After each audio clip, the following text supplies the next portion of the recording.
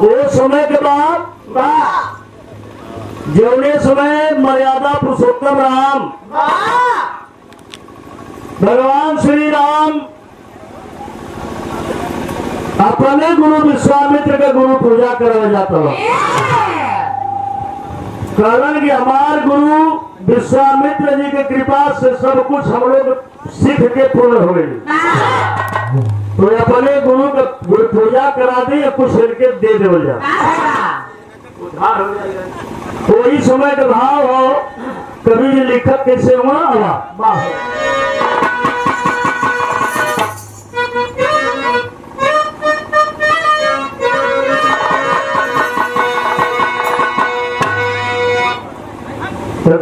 करब गुरु के पूजा करते राम गुनावारे पूजनवा कर धरायल दीनवा करब गुरु के पूजा करते राम गुणनवा पूजनवा के धरायल। अच्छा तो दिन पड़ गया कौने दिना गुरु के पूजा हुई तो बताओ जरा कभी जी यही से तेरी के भाव लिखत हो मास्टर।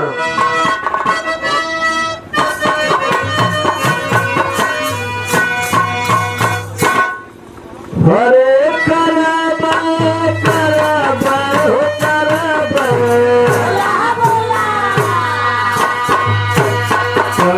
करब गुरु के पूजा करते राम गुनावारे पूजनवा के धरायल दीनवा।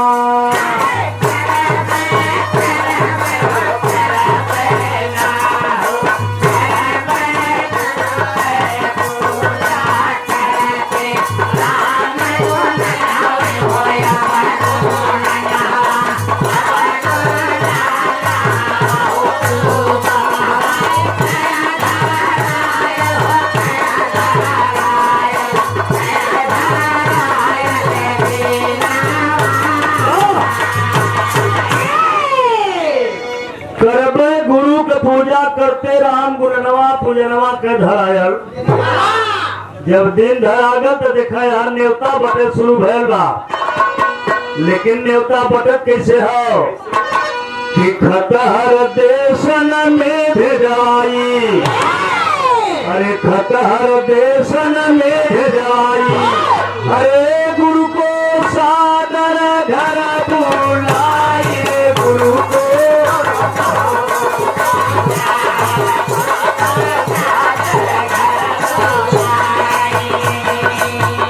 चाहे घर रघुबर के बजय बधाई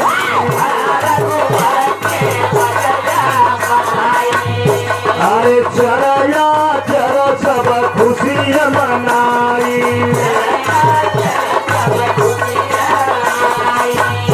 अरे छन में हो छन में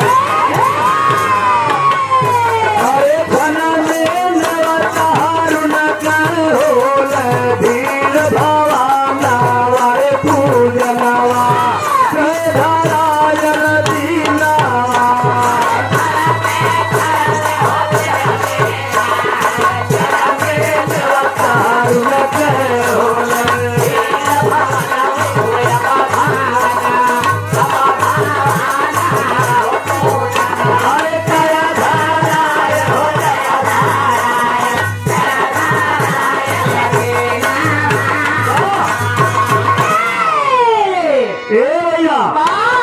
क्षण में नेवतारुण के होले भीड़ भवनवा पूजनवा के धरायल।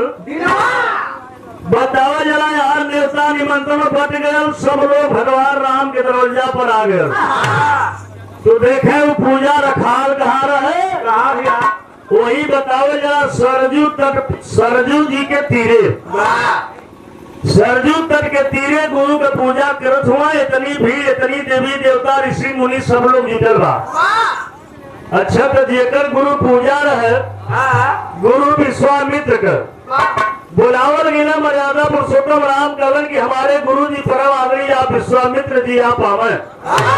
देखे जौने टाइम ले करके विश्वामित्र गुरु के बैठल हुआ मर्यादा पुरुषोत्तम राम पूजा करे बजे बैठल हुआ कि गुरुदेव आप बैठे। वही समय विश्वामित्र जो है अपन दाढ़ी सोहरावे शुरू कैला, अपन दरिया सोहरावे लगला, मोह छैठे लगला कि अरे यार दुनिया जेकर पूजा करे ले हमार पूजा करत हो, आज हमार पूजा करे जात हो। तो थोड़ा सा विश्वामित्र के भावना दूसर हो गई। ये बतिया के देखत के रहे कवि जी भाव लिखत हो मास्टर।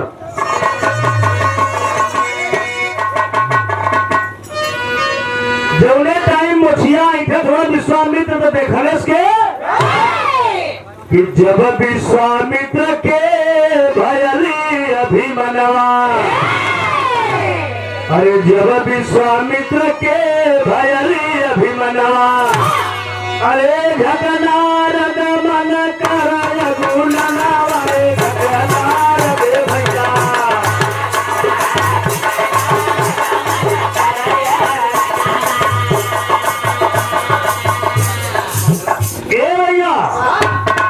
यार नारद जी देखलन की विश्वामित्र के ऐठन चढ़त हो, कारण की विश्वामित्र के ऐठन चढ़त है, ऐठन कम करे कोई नहीं तो बात बिगड़ जाई। नारद जी कैलन का कह रहा है मास्टर कि जब विश्वामित्र के भयली अभिमनवा, अरे घटनारद मन करया गुणनवा, रे घटनारद भैया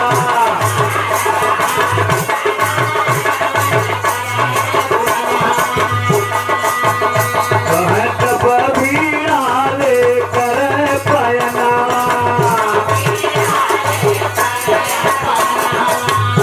अरे थारे काशी दरमना,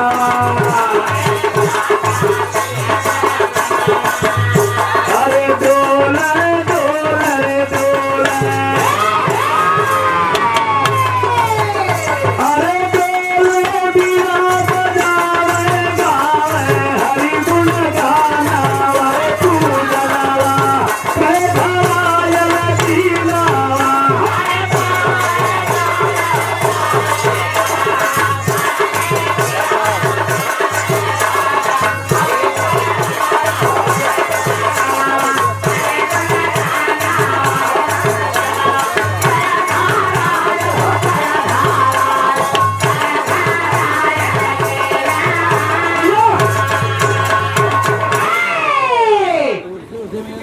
कैमरा लगा निर्मोही भैया के तू वही अगवा जाके खड़ा हो थोड़ा तो आज जगह का तो ना मिलत हो। हाँ वो पाछे फोटो खींचो। ए भैया नारद जी अपन बीड़ा सुरंगी ले और ले करके चल दिए। नारद जी कारण की अब विश्वामित्र के देखा था तो ज्यादा अहंकार होगा, इनकर अहंकार कम करे खोई, इनकर अहंकार कम न हुई तो ऐसे इनकर मन बढ़े लगी। तो देखे नारद जी गईलन कहा केकरे घरे गईलन, कौने राजधानी में गईला। तो कवि जी भाव लिखत हुआ धुर कर काशी राज घर जाई, अरे धुर कर काशी राज घर जाई, अरे तुरत राजा आसन पाई, तुरत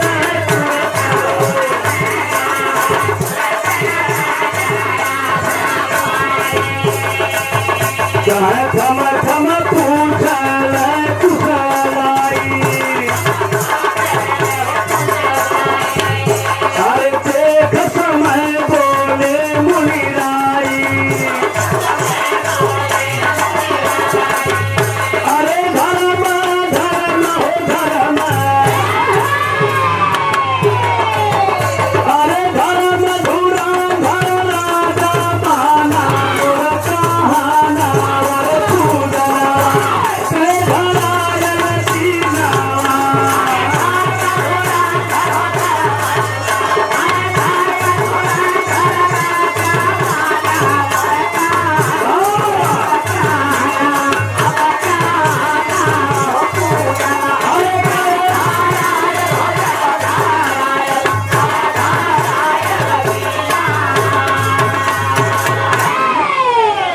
ए भैया नारद जी गए नहीं बनारस में, काशी राजा के घरे गए। राजा काशी से जाके करन गया राजा।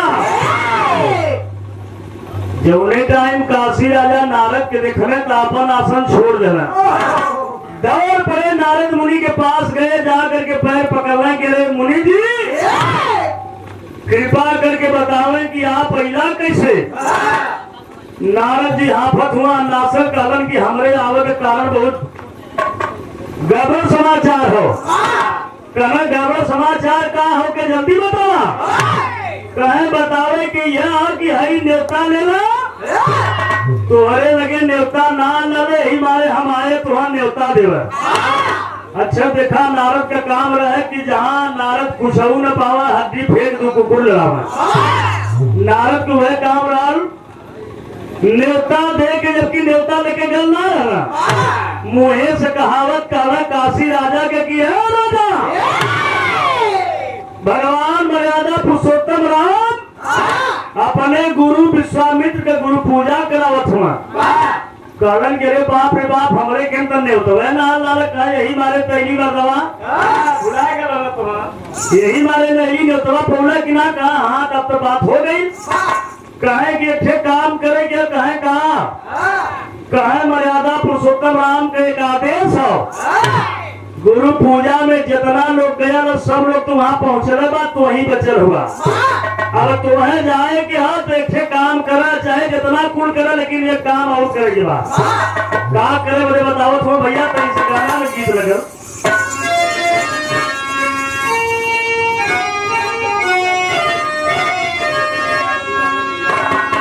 कहना हो अरे राम गुरु पूजवा, अरे राम गुरु पूजवा में जाया हो राजा। नारद कहलन कि राम गुरु पूजवा में जाया हो राजा, हमार बतिया दिन भूलाया हो राजा।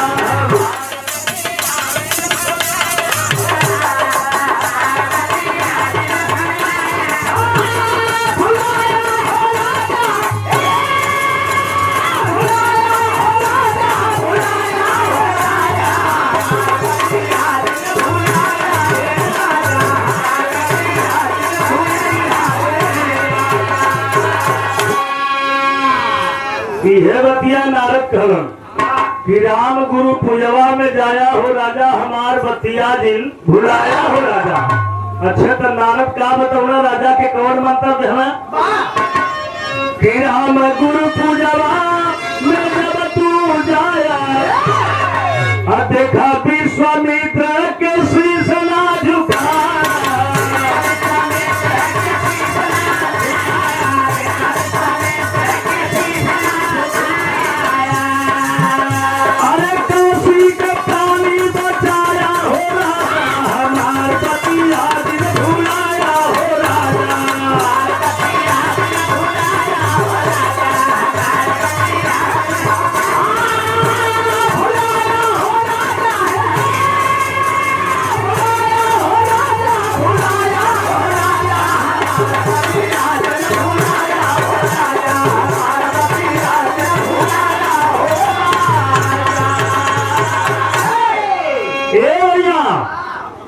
नारद जी है कारण की राजा, अरे यार तू वो नगरी का राजा हुआ। कहे हाँ हम तो यही नगरी का राजा है।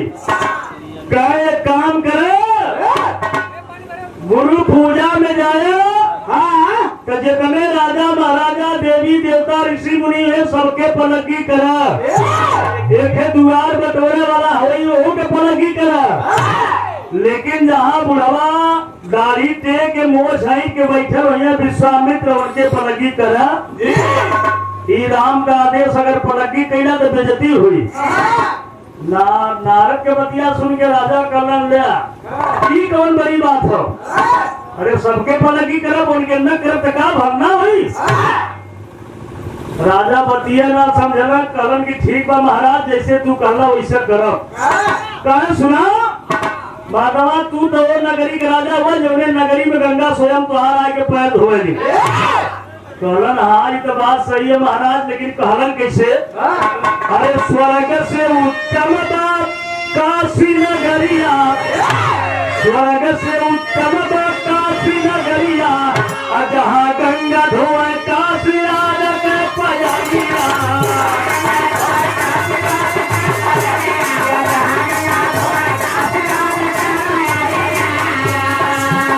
अरे जहाँ भोले दानी का छाया हो राजा, हमार बतिया दिल भुलाया हो राजा।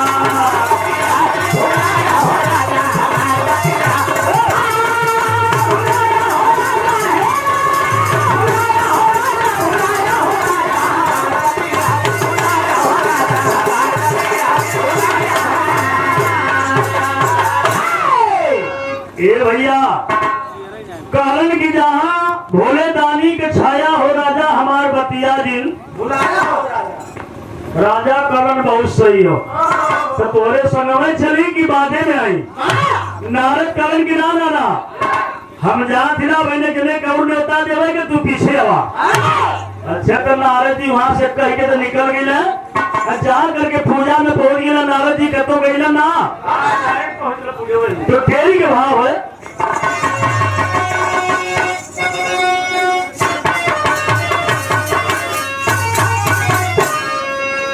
कहे नारद नारद नारद, अरे नारद नारद नाचे चलल, कमर गाना वाले पूजना, कहे नारायण दीना।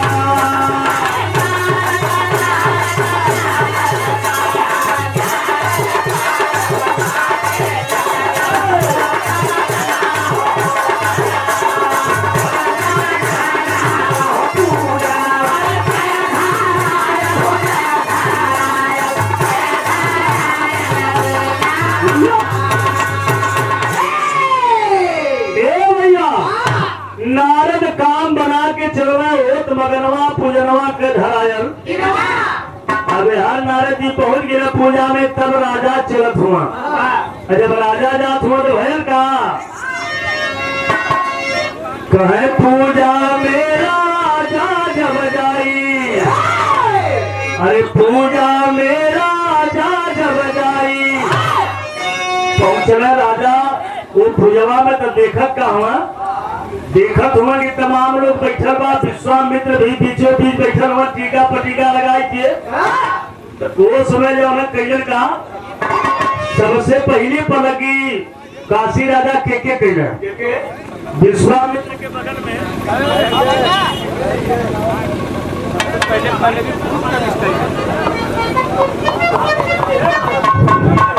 हेलो, विश्वामित्र के बगल में भगवान श्री राम बैठल हुआ। तो राजा गैलन तो पहले के पलगिया कैलन। अरे पूजा में राजा जब जाई, अरे भवन राम के शीश झुकाई, भारन भारन।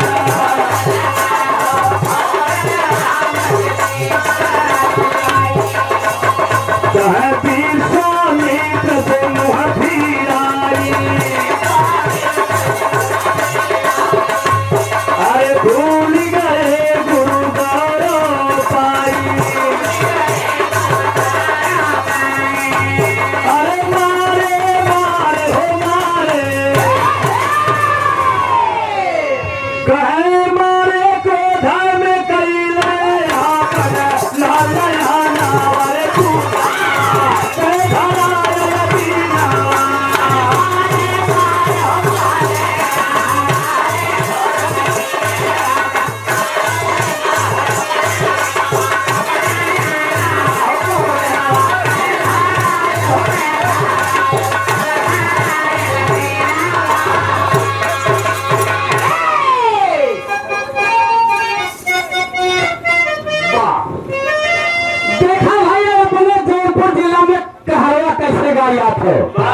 एकदम ते सेवा कहवा लग गइल बा। अरे जब हम रहली साथी,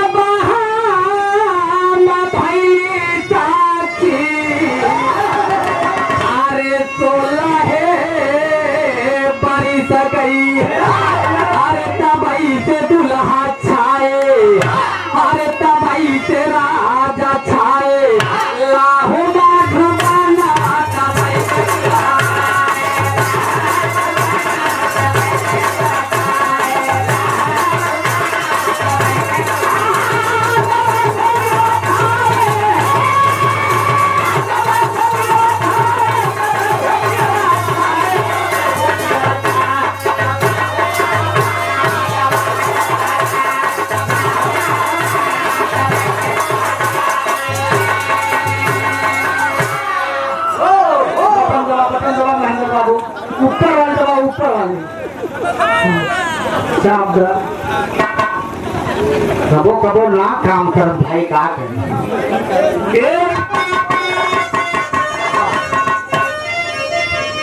अरे चिट्ठिया ना भेजई जाऊ पातियो ना भेजई, अरे लिखी लिखी भेजई, अरे लिखी लिखी भेजई लाहू बीरो गवा के।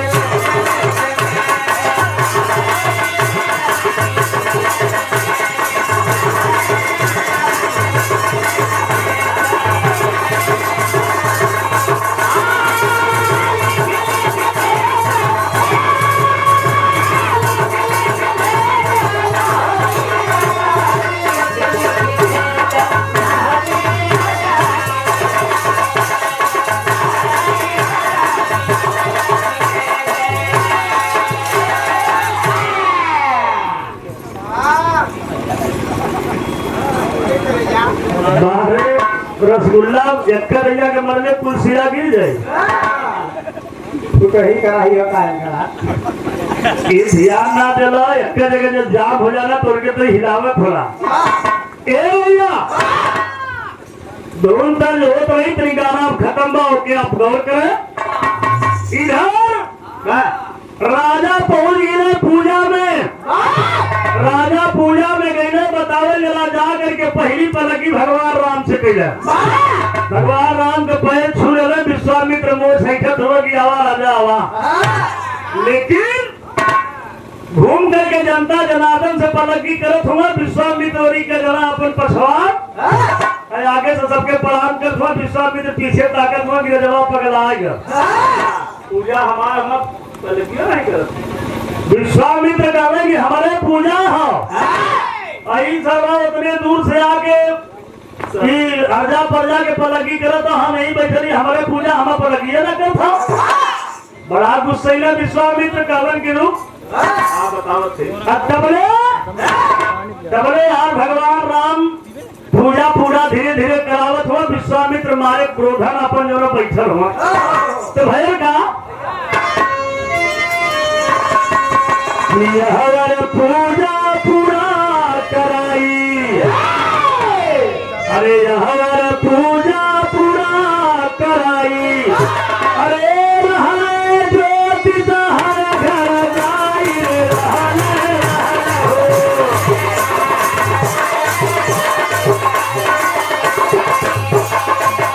कहाँ देख समय बोले रघुराई।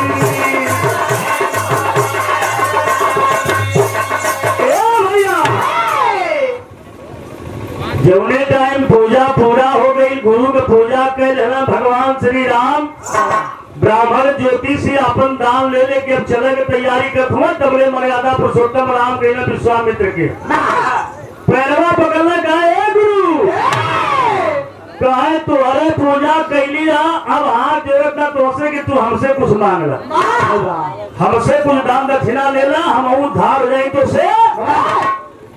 विश्वामित्र के तक क्रोध चल यह कहलन की सब पलकी के लिए तू हमारा स्वयं गोड़ पकड़ गोड़वा कहे ना छूरे पलकी कहे ना कहे काशी राजा के इतनी हिम्मत, इतनी हिम्मत कि हमके प्रणाम नहीं किया तो कहना है कहा मिला।